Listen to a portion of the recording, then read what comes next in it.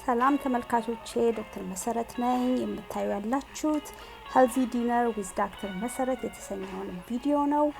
ዛሬ የምንሰራው የበግ ስጋ ጥብስ ከሳቴ ከተደረገ መሽሩም ጋር ይሆናል። አብራችሁ እንድትቆዩ እስከ ቪዲዮ መጨረሻ ድረስ እየጠየቅኩኝ ወደ ምግብ ዝግጅታችን እንሄዳለን። ሁሌም እንደምለው ምግብ ስናዘጋጅ myplate የተሰኘውን ጋይዳንስ መከተል ለጤናችን በጣም ጠቃሚ ይሆናል። myplate የሚነግረን የምግባችን ግማሽ አትክልትና ፍራፍሬ እንዲሆን እንዲሁም የቀረው 1/4 የእህል ዘር ሌላው 1/4 ደግሞ ፕሮቲን እንዲሆን ይሆናል። ይሄንን ተከትለን ነው የምንሰራው።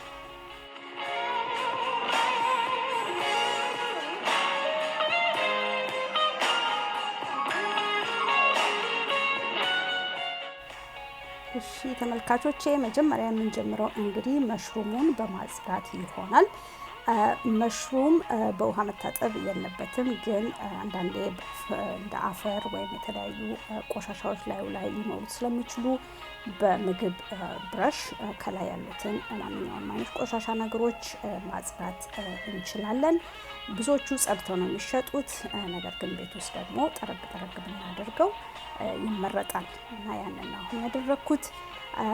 ለሚቀጥሉት ጥቂት ደቂቃዎች መሽሩሙን እንዲሁም ደግሞ ሌሎች አትክልቶችን አብረን እንሰራቸውን ሰንጠቅ በማድረግ አዘጋጃለሁኝ። ከኔ ጋር ቆዩ።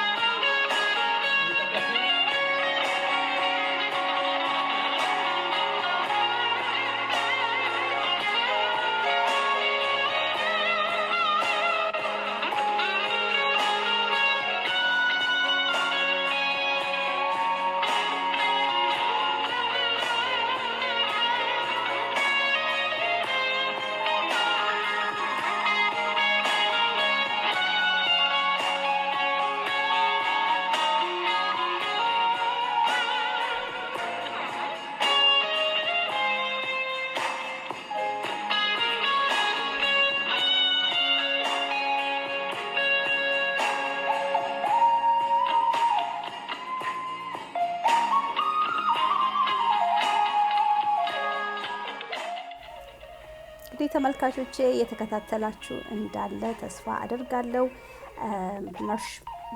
መሽሩሙን ሰነጣጥቀን አዘጋጅተናል። አሁን ደግሞ እየቆራረጥኩ ያለሁት ቤል ፔፐር ነው።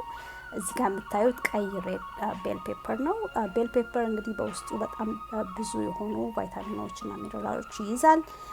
እንደ ቫይታሚን ሲ፣ ቫይታሚን ኤ ያሉ ቫይታሚኖችን በውስጡ ይገኛሉ።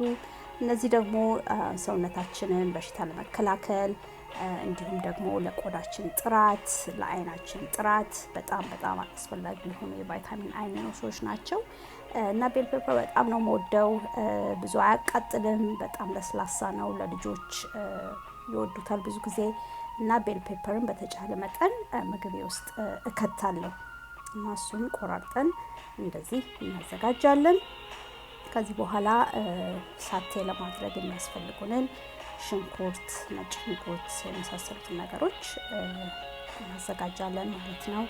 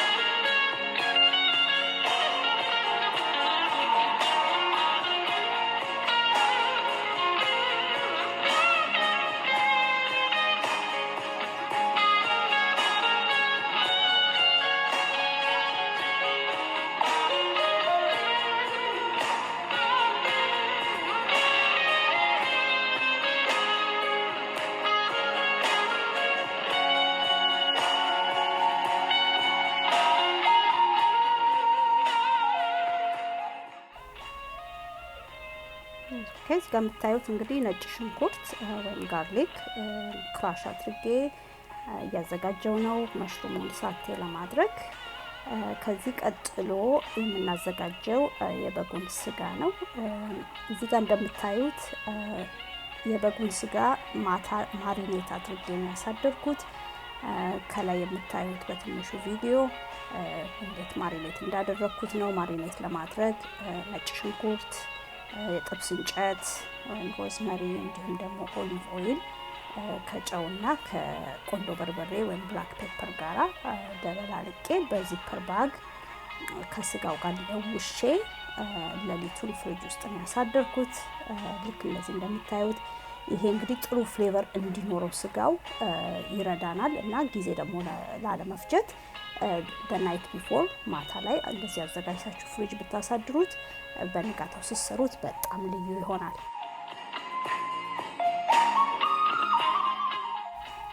እሺ ተመልካቾቼ እንግዲህ እዚህ ጋር ሁለት ምድጃዎች እንለኩስና አንደኛውን ስጋውን ለማብሰያ ሌላኛው ደግሞ መሽሩሙን ሳቴ ለማድረግ እንደዚህ እናዘጋጃለን። የስጋው መጥበሻ አይረን ካስት አይረን ሲግል ትንሽ ዘይት እንዳይዝ ከታች እናደርግና ስጋውን ቀጥታ እዛ ላይ ሮስት እናደርገዋለን፣ እንጠብሰዋለን።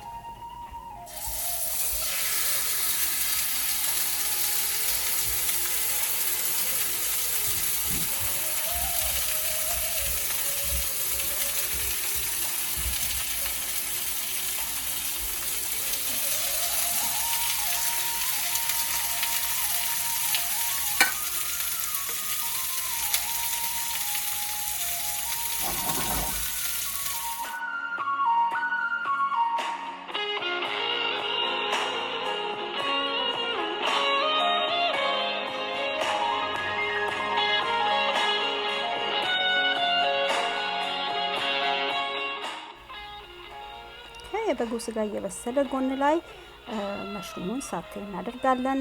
መሽሩሙን ሳቴ ለማድረግ ፍሬሽ ጋርሊክ ወይም ነጭ ሽንኩርት ከስር ከዘይት ጋራ እያቁላላን ነው። ትንሽ እንደተቁላላ መሽሩሙን እንዲሁም ደግሞ ቤል ፔፐሩን ሽንኩርቱን አንድ ላይ እንደበላልቅና በሰል እስኪል ድረስ አብረን ሳቴ እናደርገዋለን።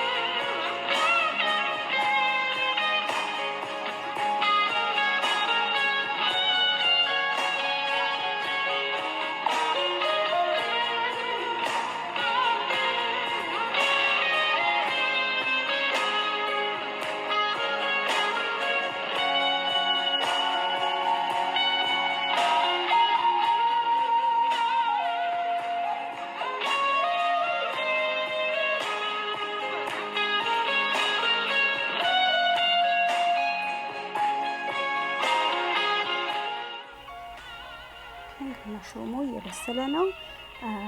ትንሽ ጨውና እንዲሁም ደግሞ ብላክ ፔፐር ወይም ቆንጆ በርበሬ ተፈጨ እንደዚህ የጨመርን ሲዝን እናደርገዋለን። ጣዕሙ ጥሩ እንዲሆን እና ገልበጥ እያደረግን ውሃውን ሙሉ በሙሉ እስኪመጥ ድረስ ያው ሳቴ እያደረግነው ነው ያለነው። በጎን ያው የበጉ ስጋ እየበሰለ ነው። በደንብ ብራውን እስኪሆን ድረስ የውጭው ፓርት ክሪስፒ እስኪሆን ድረስ ጠፈፍ እስኪል ድረስ ስጋውን ሳንገለብጠው ካስት አይረኑ ላይ እንዲበስል እንተወዋለን። ሲደርስ እንገለብጠዋለን። ከ5 እስከ 7 ደቂቃ በሁለቱም ሳይድ የገለባበጥን ካበሰል ነው በቂ ነው የሚሆነው።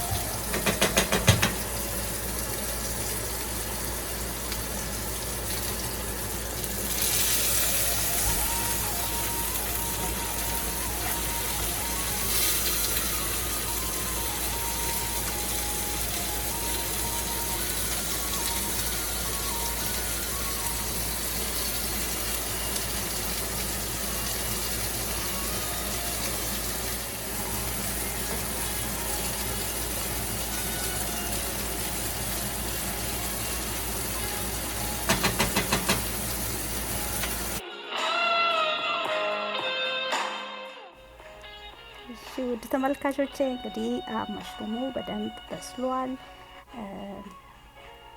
ፓርስሊ ጣል አድርገን ያው ሳሩን አጥፍተነዋል። ስጋውም የበጉም ስጋ በደንብ በስሏል። ውስጡ ጁሲ ነው። ከላይ ደግሞ ደረቅ ብሏል፣ ጠፈፍ ብሏል እና ሳቱን እናጠፋዋለን። ሳንነካካው ሳንቆርጠው ለ1 ለ2 ለ3 ደቂቃ ስጋው እንዲያርፍ እንተወዋለን። ከዛ በኋላ ቆራርጠን እናዘጋጃለን። እንግዲህ ስጋው እንደምታዩት ውስጡ ጁሲ ነው። በጣም ለስለስ ያለ ነው። ድርቅ ግንትር አላለም። መልኩም እንደምታዩት በጣም ያምራል። በጣም ውስጡ ያለው ጁስ እንዳይፈስ ሁልጊዜ ለ1 ለ2 ደቂቃ ከበሰለ በኋላ መተው፣ ሳንነካካው ሳንቆርጠው መተው በጣም አስፈላጊ ነው። ውስጡ ያለውን ጁስ እንዲይዝ ያደርገዋል ስጋው። የበግ ስጋ እንግዲህ በጣም ለስላሳ ነው። በጣም ብዙ ፍሌቨር አለው። እንዲሁም ደግሞ ሃይ ኮሌስትሮል የለውም እና የበሬ ስጋ ከመብላት ይልቅ የበግ ስጋ እንደዚህ ብንጠቀም ለጤናችን በጣም አስፈላጊ ነው። ጥሩ ፕሮቲን አለው፣ ግን ብዙ ኮሌስትሮል የለውም። ስለዚህ ለጤንነት የተመቸ ነው፣ የተሻለ ነው። እንደዚህ አድርገን ስጋውን ስላይስ አድርገናል። አጠገቡ ደግሞ ያዘጋጀነውን የመሽሩም እና የቤል ፔፐር ሳይድ እንደዚህ አጠገቡ እናደርጋለን። እንደዚህ ያለ መልካም የሆነ በአጭር ደቂቃ ውስጥ ለሰውነት ተስማሚ የሆነ ምግብ እንግዲህ አዘጋጅተን መጠቀም እንችላለን።